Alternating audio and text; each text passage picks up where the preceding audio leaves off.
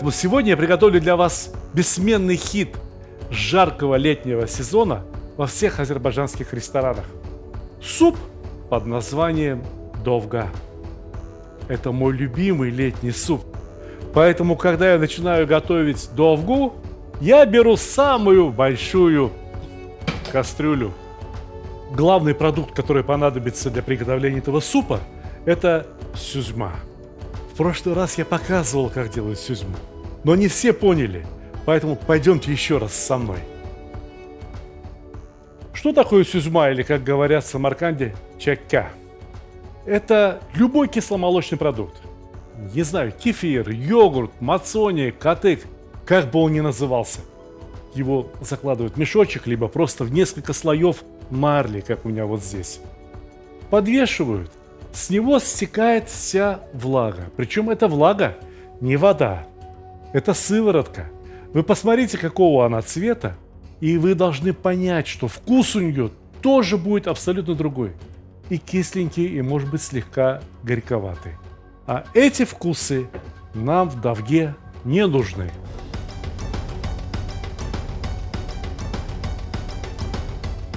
Когда кисломолочные продукты имеют хорошее качество, сюзьмы выходит много. У нас было 4 литра мацони. Вышло больше 2 килограмм сюзьмы. Значит, и зелени надо взять побольше. В первую очередь должно быть много кинзы. Пускай будет шпинат, пускай будет щавель, зеленый лук, укроп, петрушка, базилик. Только базилик необходимо взять именно зеленый. И еще одна очень важная трава, которую, если найдете, у вас получится совершенно по-азербайджански. А если не найдете, ну ничего страшного, довга все равно получится, но чуточку не такая, как в Баку. Зато у вас будет лишний повод, чтобы однажды съездить в этот чудесный город и попробовать настоящую довгу. Повезло жителям Средней Азии. В Средней Азии киавар тоже растет, только называется он там джусай. И знаете что, я уверен, что практически в любом крупном городе в России киавар либо джусай найти можно. Вы поговорите с зеленщиками по-хорошему, попросите, пусть привезут вам, закажите.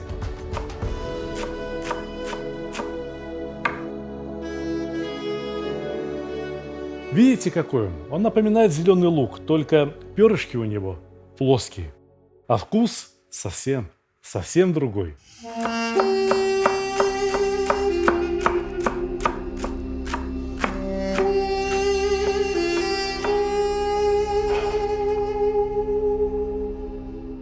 Считается, что чем более разнообразная зелень в довге, тем вкуснее она и получится. Но я вам раскрою один секрет. Вот без мяты и зеленого базилика довгу не готовьте. Обязательно добавьте эти волшебные травки.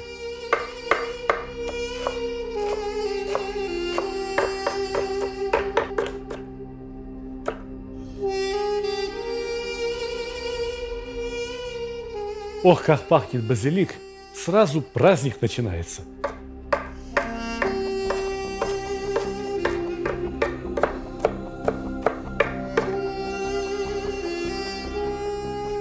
И щавель. Что-то кисленькое необходимо. Вы теперь понимаете, почему мы сцедили сыворотку? Если в одной довге будет и щавель, либо, как там говорят, щавель, и сыворотка, то получится слишком кисло. А необходимо соблюдать кисло-сладкий баланс.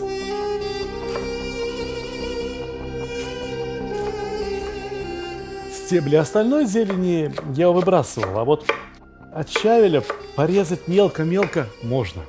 В стеблях особый свой вкус.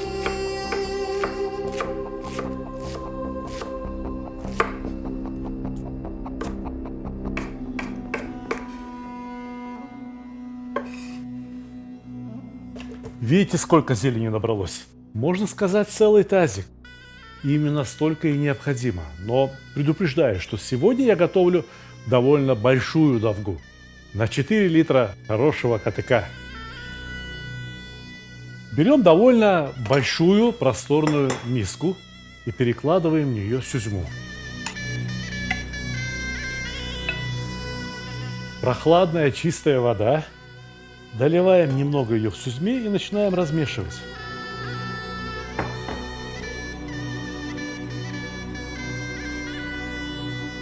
Размешиваем сюзьму с водой так, чтобы не было комочков и чтобы она приняла густоту, как хорошая сметана.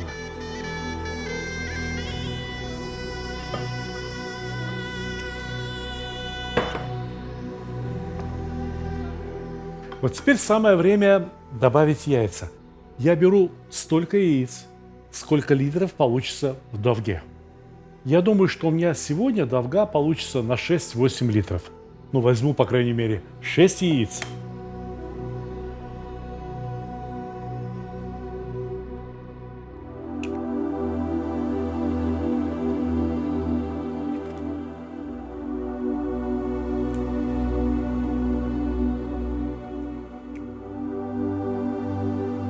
И размешать яйца с сюзьмой.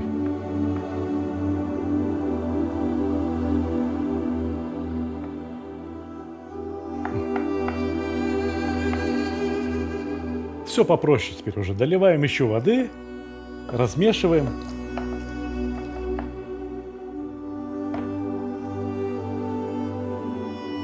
Довгу в Азербайджане готовят, конечно, женщины. И тех женщин, у которых мужья любят довгу, я могу по фигуре узнать. У них правая рука намного толще левой. Потому что, когда готовишь довгу, надо постоянно мешать, не отходить, не отвлекаться на телефонные звонки. И даже святое, чай можешь заварить, и то нельзя. Надо стоять и мешать. Только не вот здесь, а уже в кастрюле. Я сейчас пойду к кастрюле и буду долго и упорно мешать, пока не сварится довга. И у нас не будет времени с вами поговорить о еще двух очень важных продуктах. Это рис. Ну, на такое количество довги я беру стакан риса. Разумеется, мы его промыли. А рис я выбрал кубанский, националь. В довгу необходим вкусный, очень сладкий, крахмалистый рис. Кубанский подходит как нельзя лучше. А еще я люблю в довгу добавить нут. И нут я тоже взял националь. Я знаю, что не все в Азербайджане кладут нут в довгу. А я кладу. Потому что для меня довга не напиток, которым что-то там можно запить. Из стакана некоторые пьют довгу. Для меня довга – это еда. Очень часто, в особо жаркие дни, это моя единственная еда. Мне кусочек хорошего хлеба и большую косушку довги, пожалуйста. Мне больше ничего не надо, если в ней есть нут. Нут, который даст мне достаточные калории. Нут националь. Рекомендую. Включаем огонь под кастрюлей и переливаем разведенную сюзьму.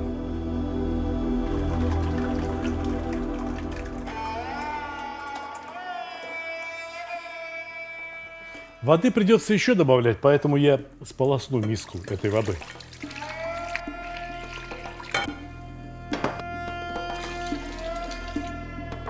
Для чего необходимо постоянно мешать довгу? Дело в том, что у нас в кастрюле, по сути дела, кисломолочный продукт. Опустите кефир в кастрюлю, поставьте его нагревать. Что у нас получится? Творог. И вот для того, чтобы у нас в кастрюле не получилось творог отдельно, а сыворотка отдельно, я перемешиваю довгу. Некоторые в самом начале приготовления довги добавляют в нее ложку-другую муки. А я добавляю рис. Произойдет то же самое. Выделяющийся из риса крахмал поможет предотвратить свертывание кислого молока.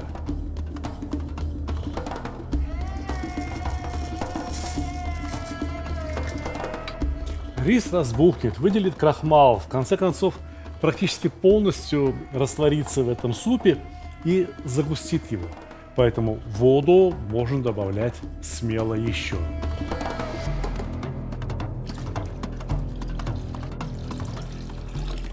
Я не знаю почему, я пока не разобрался в этом вопросе. Но считается, что довгу надо мешать равномерно и строго в одну сторону. Ни в коем случае не начинать перемешивать в другую сторону или делать какие-то резкие взбивающие движения. Медленно, размеренно, по часовой стрелке. Видите, с кастрюли какой пар поднимается. И ото дна иногда уже начинают подниматься пузырьки. То есть понятно, что суп нагрелся уже гораздо выше 60 градусов. И теперь белок не свернется. Значит, можно засыпать следующие продукты. А следующие продукты – горох. Этот горох я и замачивал, и отваривал до полуготовности. Но теперь он должен повариться немного вместе с довгой. По крайней мере, согреться до температуры довги.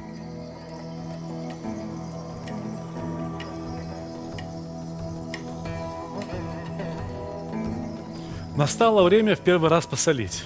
Посолю немного, чуть больше половины столовой ложки соли.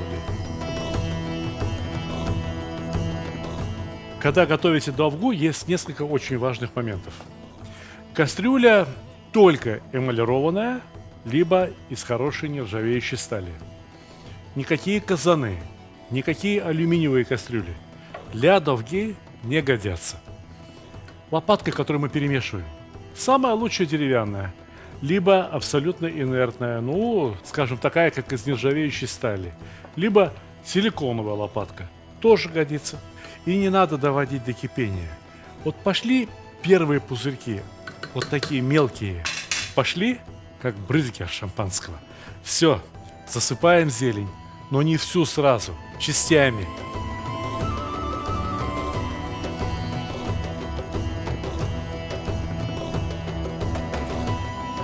Опустили пару горстей, размешали, подождали, пока зелень слегка изменит цвет. И следующие.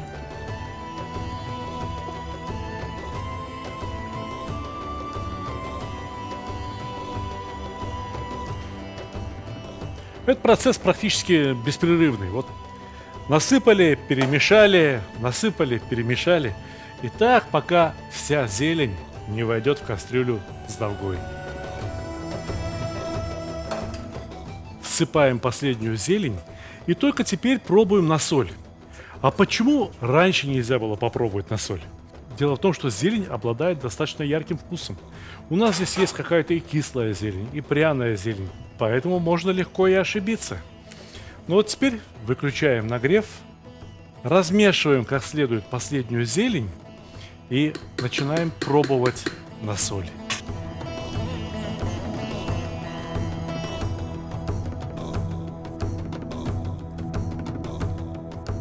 Очень вкусно, но соли надо еще.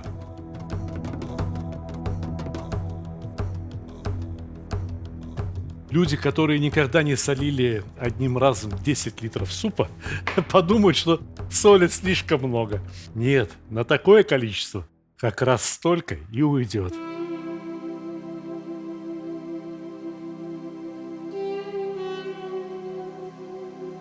Огонь выключили, а я по привычке помешиваю.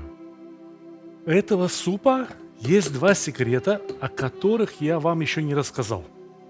Во-первых, его можно наварить впрок. Разлили по банкам, охладили, поставили в холодильник и пусть стоит. 5-6 дней спокойно выстоит. Но самый большой секрет, что довга бывает не только холодной, не только летней. Довгу готовят еще и зимой. Зимой ее часто готовят с небольшой кюфтой, с мелкими фрикадельками. А я вам третий секрет скажу. Так и быть. Пельмени. Вот обыкновенные русские пельмени. Не варите их в воде. Запеките их сначала в духовке, а потом опустите в горячую довгу и чуть-чуть доготовьте.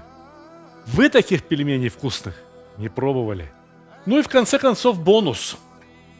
Довгу сразу можно перелить в супницу. Я остужу ее сначала где-нибудь там под кондиционером, под вентилятором, а потом поставлю в холодильник. И пусть она в холодильнике дожидается гостей.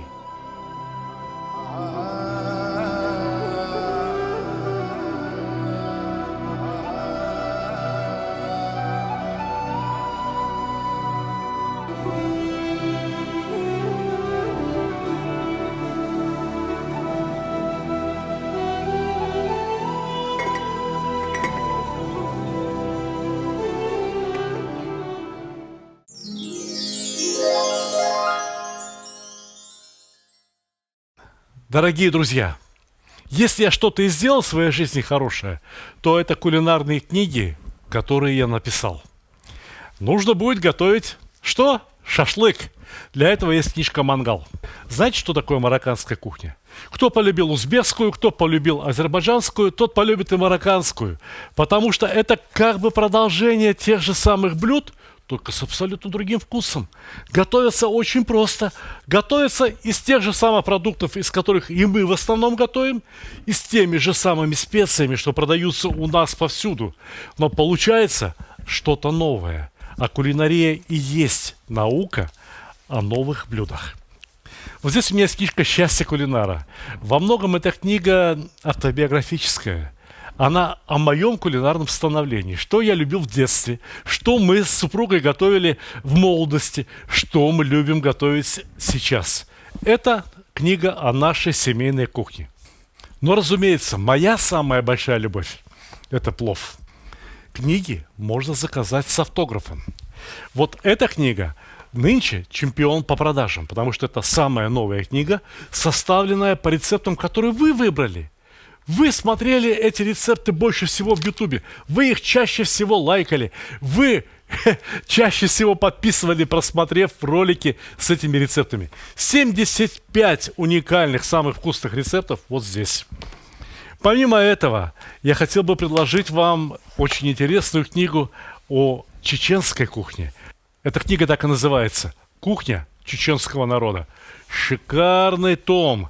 Опять-таки, что-то новенькое. Не то, что вы готовите всегда.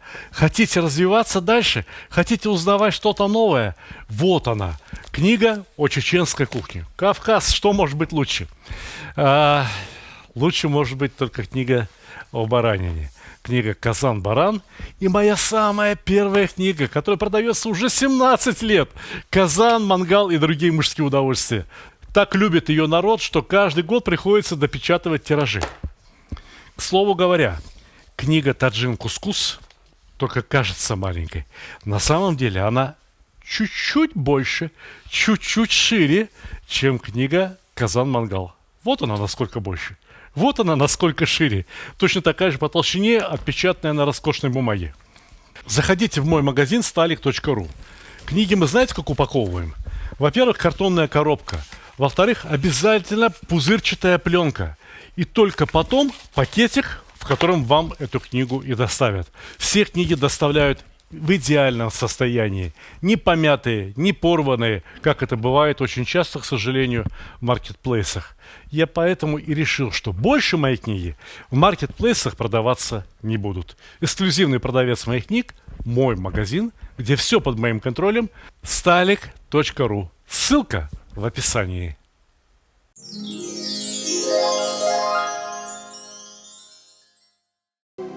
Довга хорошо остыла. Совсем до ледяного состояния остужать не надо. Пусть вкус зелени остается.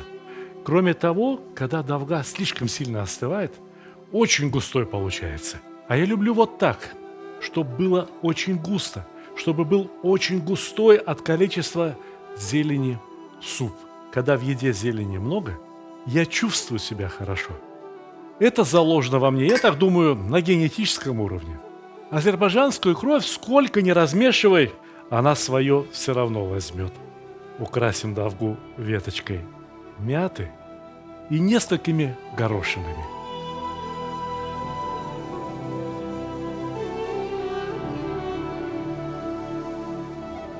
И вы знаете, как по мне, так мало что есть краше, чем вот это очень простое деревенское блюдо. Потому что я азербайджанец. Азербайджанец, который родился в Узбекистане. И поэтому простую узбекскую лепешку я тоже очень люблю. Поэтому я с удовольствием смешиваю кулинарные традиции двух родных мне народов. И дарю всем людям, кто понимает по-русски, два заветных слова. Приятного аппетита!